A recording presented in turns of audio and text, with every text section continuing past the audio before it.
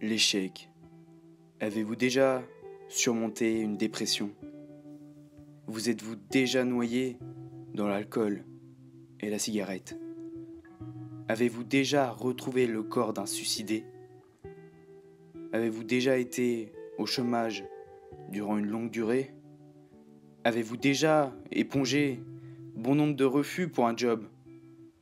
Vous êtes-vous déjà interrogé sur le fait qu'il est possible que vous ayez fait une erreur de parcours? Et si justement un centre de recherche vous proposait d'être un cobaye durant 1 an avec un job à la clé, le feriez-vous? Sans hésiter.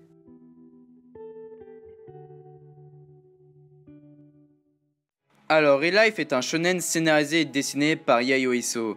Le manga est édité par les éditions Kiun avec actuellement 10 tomes en France. Il existe aussi un animé de 13 épisodes sur ce manga. L'histoire nous parle d'Arata Kaizaki, un jeune homme âgé de 27 ans et sans emploi. En effet, il rate tous ses entretiens et n'a tenu que 3 mois dans sa dernière entreprise.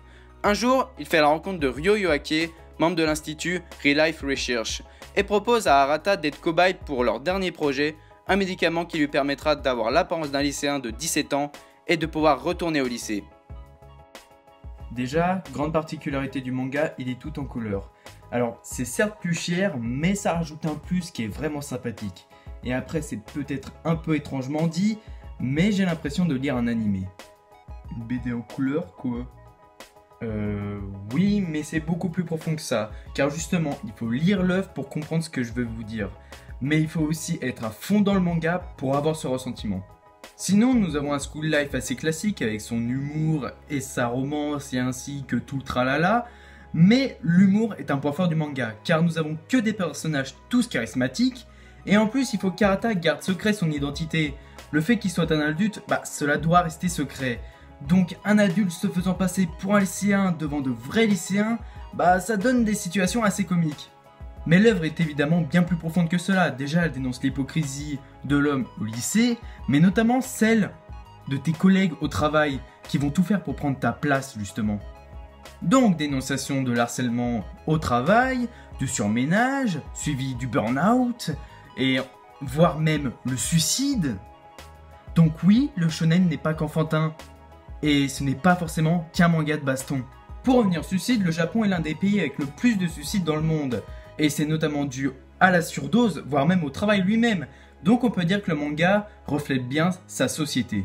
Retourner dans le passé, c'est ce que tout le monde souhaite, et Arata a cette chance de pouvoir retourner au lycée durant 1 an. Le seul problème, c'est qu'Arata il ne veut pas trop s'attacher à ses nouveaux amis, et il veut encore moins avoir de relations amoureuses.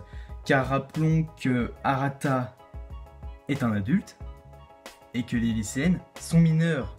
Mais c'est surtout que, en fait, à la fin de l'année, ils vont tous oublier son existence, car Real Life effacera de la mémoire des élèves son existence. Mais Arata est quelqu'un au grand cœur qui aidera justement les élèves à résoudre leurs problèmes, et indirectement, en fait, ces élèves, ils vont l'aider à surmonter son traumatisme que je ne vous révélerai pas. Donc nous pouvons conclure que Real Life est un shonen rafraîchissant avec ses pages en couleur, son humour, sa romance, tout en traitant des sujets sérieux comme le monde du travail ou encore l'hypocrisie. Nous arrivons au terme de la vidéo, j'espère qu'elle vous aura plu. Dites-moi en commentaire si vous connaissez des mangas parlant justement du monde du travail ou encore de la vie adulte. Sinon c'était Maxga, bye.